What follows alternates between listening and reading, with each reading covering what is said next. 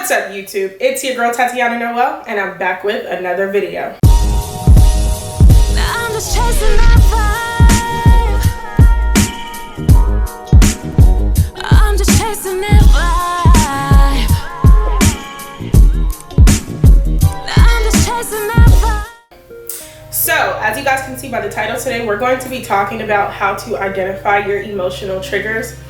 If you guys are frequent viewers of my channel, you know that I like to talk about things as it relates to mental health. I'm a huge advocate for taking care of your mental health because I personally have struggled with numerous mental health issues. I ain't never been diagnosed, but your girl is pretty solid that something ain't wired right over here. No, I'm kidding. I'm laughing, but I really take this matter very serious. I know a bunch of people, and again, like I said, myself personally, I've experienced some mental health dilemmas, crises, whatever you want to call them in life. And so I just want to speak on what I know. I want to share what I know and help the next person, even if it's just one person, or maybe you know somebody who can use this video, whatever. I'm just here to be a voice for mental health issues amongst the Black community. But yes, we're going to be talking about identifying emotional triggers.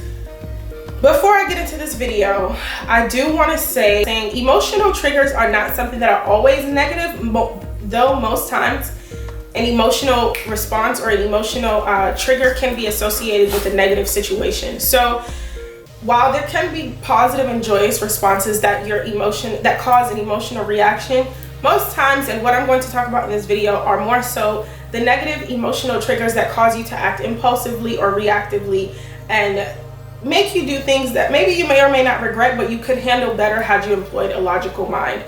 Every person is different. What I say in this video may or may not apply to you. Maybe one item applies to you, maybe the rest doesn't. So take what you need. Do not feel inclined to live by or employ these practices so heavily. I just wanted to preface that because I'm not a doctor, I'm not a psychiatrist, I'm not any of that. I haven't even been checked out, and I'm pretty sure I know firsthand that I've experienced a lot of mental health issues in life, and so I'm just speaking from experience and speaking from my own personal knowledge. So be mindful when you watch this video. Take what you feel applies to you, and if need be, if you're somebody who's seriously engulfed with mental health issues, then make sure you consult a professional, because I'm not that.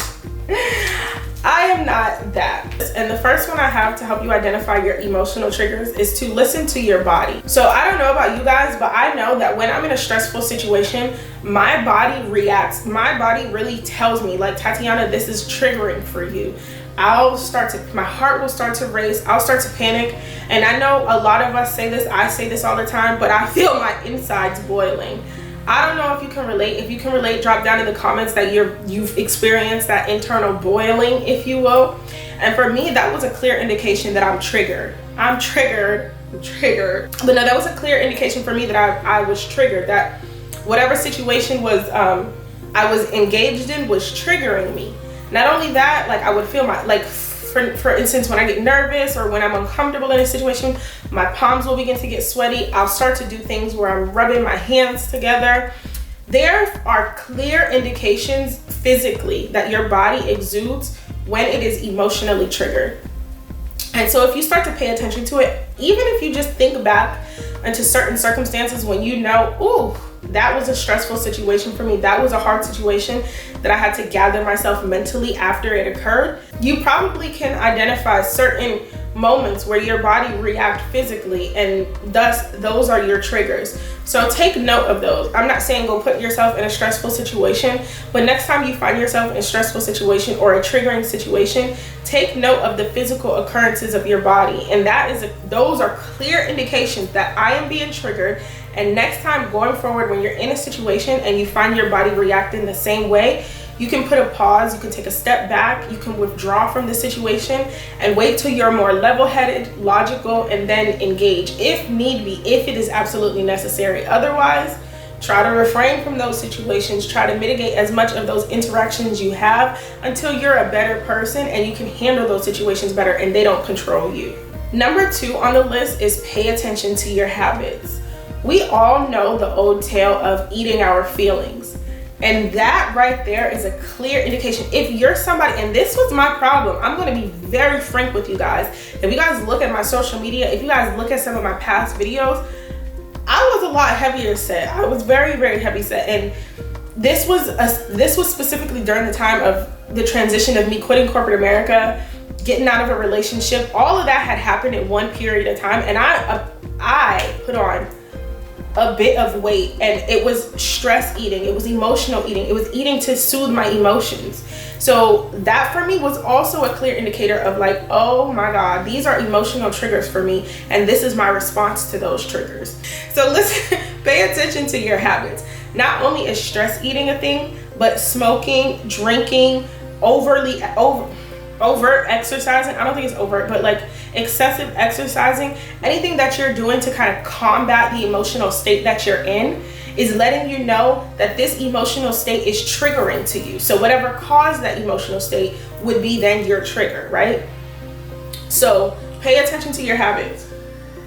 And also anything that you do that is, and this is where I said like at the beginning, emotional triggers are not necessarily always negative, but the effects of them or thereafter can be negative. If you're having to like take a bath because the day stressed you out, if you're having to meditate because the day stressed you out, pinpoint what caused the occurrence of stress and what caused you to turn to a therapeutic practice, and that will be your emotional trigger. That is a triggering situation for you. Because maybe, yeah, you do meditate on a daily basis just to keep yourself grounded, but maybe you had to have a second meditation session because situation A occurred and you needed to reground yourself because the morning meditation didn't quite do it for you. Situation A is then an emotional trigger for you. So pay attention to the habits, and pay attention to those habits that you employ to revert or to combat an emotion or a state of being that is not normal to a balanced state of being. Those will be indications of what triggered you. The third thing I have on this list is to notice any repeat encounters or personality types that you come in contact with. Like the old saying goes, history repeats itself, okay? And I don't know if you guys have heard this before, but I've heard this in my journey many a times. Again, I've experienced this in my journey firsthand, and it is hard code truth. You will continue on a behavior, you will continue on a pattern, you will meet the same person with a different face over and over and over again until you learn the lesson, right? And those patterns, that person, that behavior, they're indicative of an opportunity for you to grow. They're also indicative of a triggering, toxic, traumatic bond for you. A traumatic bond, if it's lived out, can represent an emotional trigger for you. And let me elaborate. If you have a traumatic bond and every time you get with that person, it seems fun and it seems comforting, but you're trying, and it seems fun, it seems comforting, but when you get away from that person, or sometimes even in the act, you feel yourself having an internal battle, you feel an internal strife, that's because you're so dedicated, for lack of a better word, to that traumatic bond. And that traumatic bond is a trigger for you. You're just not in the position to where it's causing you to need to rectify it. I really hope you guys can follow along with me. Basically, what I'm trying to say is the traumatic bond is something that you're used to. If you feel an internal strife, that internal strife is letting you know, hey, you're ready and you're able to step outside of that traumatic bond and be a better person, but you're continuing on in this relationship, in this behavior, in these patterns because they're comforting to you. But if you were to step into the next phase of your life, which is doing better than what you know, when you try to engage in that traumatic bond, or when you try to engage in that traumatic behavior, you will be triggered. Therefore, you will have to do something, like I said, to combat your emotional state. I know this one might seem a little bit more complex, but it is very, very, very true. While it's not readily identifying an emotional trigger for you, it is identifying a place for you to grow. And thus, once you grow and do better than what you know, if you try to engage in that behavior again, if you try to, for lack of a better phrase, step back into that lower vibrational pattern of life, you will be triggered. And you will have to do something later on to raise your vibration. Whether it be sleep it off, whether it be work it out, whether it be smoke it out, whatever it is, you will have to do something later on to raise your vibration. So pay attention to those bonds, to that repeat behavior, repeat person in your life. That is very, very, very clear indication of you existing in a low vibrational place. And once you employ or adapt to a high vibrational energy, not only will you not be able to comfortably exist in that low vibrational energy, you will be triggered and you will have to revert that energy back to high vibration, and thus there an emotional trigger exists. So I know that was a little complex. I tried to explain it as best as I could. I really hope you guys follow. Comment down below if you have any questions, or if you are a little bit confused or want to talk more in depth about that, because I'm definitely here for it. And maybe I can rephrase it in some sort of way, or maybe you can better explain what I'm trying to say in this point. And I would love for you to write that in the comment below, because maybe somebody else can learn from what you say and I'm just confusing the fuck out of them. So please comment down below if you can help a sister out, okay? The fourth thing I have on this list is to ask a loved one. This might be the hardest. I say hardest, but it's actually the easiest, right? Because you can't see yourself being yourself. I live by this. I don't know. I think honestly I made that up, but I don't know. I ain't trying to take credit for some shit that exists long before me. But you cannot see yourself being yourself. And you ever heard somebody, this has happened in relationships for me personally, but I'll have a partner say, like, I feel like I have to walk on eggshells, and it's always around a certain topic, or it's always around a certain set of circumstances. And once I stepped outside of myself, and once I really started asking people these questions, because I know for myself I wanted to grow, no matter how they tried to paint me out to be, or whatever the case is, I would ask those questions because I felt in myself that there was better that I could be doing. And if I couldn't see myself being myself, then at the least I could listen to the person who has a problem with the things that I portray, right? So ask a loved one, ask them to tell you when they kind of refrain from having certain conversations with you because they know you're going to react, right? Anytime you react, you're triggered, whether you want to accept it or not. Because if you're not thinking logically and you don't employ logic and you're just impulsively reacting, you are triggered. So ask your loved one to pinpoint situations where they don't feel comfortable talking to you, or where they have to choose their words wisely because they know it could set you off. Or ask them where they feel like where they have to walk on eggshells in your relationship. And it doesn't have to be a romantic partner. It could be friends, it could be family, you know, it could be co-workers. Honestly, we are triggered a lot in our place of employment because not only is it something we have to do that we may not necessarily want to do, we have to deal with so many different personality types, whether we like it or not. So if you're trying to truly be a better person, it would not hurt to ask people around you where they see they have to handle you with extra care because they don't know how you're going to respond to such situation. This is something that has helped me so tremendously. It helped me a lot because, like I said, you cannot see yourself being yourself. But if you're like I don't want to say timid, but if you're timid, or like if just hearing about yourself will make you react, then ask somebody who loves you and tell them the purpose of why you're asking, and ask them to use softer words. Get what you need. Don't be out here like fucking it up for yourself. I don't know how else to say that, but get what you need. Like if you need insight from somebody else, but you know words can set you off, then talk to that person. Be very frank. Hey, look, I'm trying to grow and be a better person. Do you think that you can tell me areas in which I respond emotionally to things that you do, or I react emotionally to things that you do? But hey, while you're doing that, can you please be a little soft? Because if you come at me with a hard, direct message, I might not hear it. I might miss the message, and I'm really trying to grow here. You know what I'm saying? Go to people that you can trust. Go to people that you love and ask them to help you.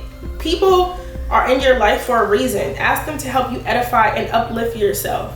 And ask them to do it in a way that you need, because ultimately it's going to make you a better person. And that's going to make your relationships healthier. That's going to make you healthier, sis, bro, whomever is watching this video. That is going to make you healthier. So get what you need. Be honest with people. And if they love you, they will pour into you the right way. If you are asking this person and they take it upon themselves to kick you while you down, iffy, that's it, okay? Don't, just be mindful, but you gotta be tough with this approach. You gotta have tough skin with this approach, because people, if you ask them, they're gonna tell you the truth, and you gotta be ready to hear the truth about yourself.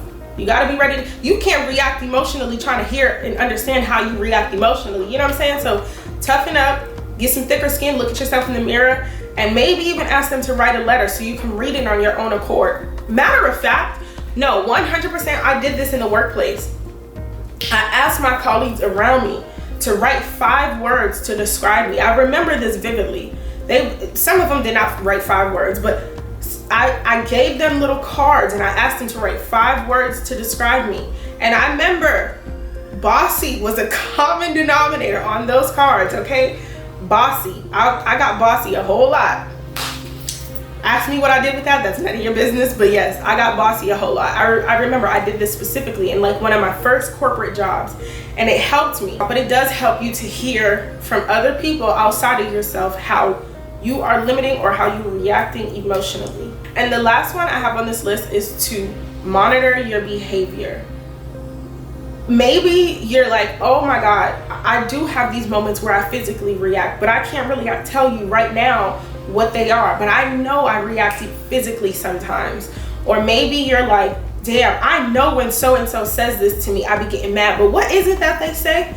Maybe you're just trying to put the pieces together. So monitor yourself, analyze yourself, journal yourself. You know how sometimes people tell you to make a food diary, make a behavior diary, make an emotional diary, whatever the case is. And it doesn't have to be like, today I felt like, no, it could be like the time, a high level explanation of the situation and your response to it. And once you start seeing similarities, once you start seeing patterns, once you see repeated hand sweats or heart palpitations or stomach knots or headaches, once you start seeing these repeated patterns and behaviors, that's your trigger. That's your trigger. Well, those are your responses, your emotional responses. Then you'll look at the similarities of the situations that cause that emotional response. And maybe the similarity is somebody belittling or being condescending to you, because that is a trigger for me. That is a real trigger for me. Maybe it's somebody belittling or being condescending to you. Maybe it's somebody calling you love. I don't know, whatever the case is, whatever the similarities are, that is your trigger. But noticing how your body responds, or noticing when you are cussing somebody out off impulse because of something they said, is going to help you identify your triggers. So those are the 5 things that I have on the list. The main takeaway that I want you guys to understand from this is, like I said in the beginning, everybody is completely different. How you are emotionally triggered is going to differ from how I'm emotionally triggered. And just getting to know yourself, getting to know your body, your physical responses, your verbal responses, your threshold for certain situations, your tolerance level for certain situations will help you identify what situations push those boundaries. And therein lies your emotional triggers. It's a step-by-step process, and it's gonna take time. Rome was not built in a day. Like I told you guys in step number 4, I did that back in 2017. Here we are in 2021, and I still be reacting emotionally sometimes.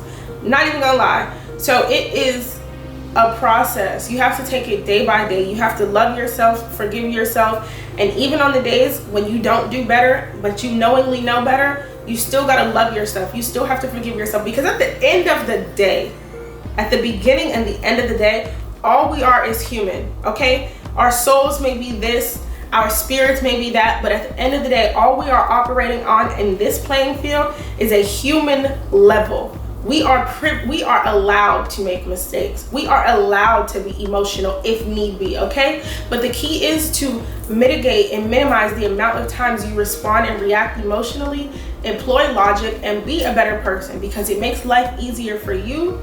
It makes relationships easier, and it's a rose-colored life. It makes life that much more enjoyable. You don't find yourself in situations that emotionally triggers you, and then you have to spend 2 to 3 days reverting your energy back to a balanced state. You don't have to do that. You don't have to exert high levels of joy, low levels of angst or anxiety. You don't have to operate in these wavering energetic behaviors. You can just be balanced. You can be balanced. You can be whole. You can be happy. So take it day by day. Do not feel inclined to think you're going to change tomorrow, because if that's how you think, you're triggering yourself. Okay. Okay, I know I'm laughing, but I'm very serious, and I really hope that this video, it just shed light, maybe not for you, but for somebody you know. Maybe you can pass them this video along, and maybe this can be, if they ask you, hey, help me, send them this video, you know? That way it doesn't have to come from you. You can, what's the word? I can't think of the word, but you can protect, for lack of a better word, your relationship with that person, and you can also help them, you know? So thank you guys so much for watching this video. Again, I really hope this helped. I'm a huge advocate for mental health. I'm somebody who raised my vibration, if not on my own, with my village around me. And I just believe in what's knowledge if you don't pass it on. So thank you so much. Even if this video did not help you, please give it a thumbs up so YouTube analytics can share this video with as many people that needs it. Share this video with somebody that you know needs it. Like this video, subscribe to the channel if you're not already subscribed, comment down below, and thank you guys from the bottom of my heart. I love you. Peace.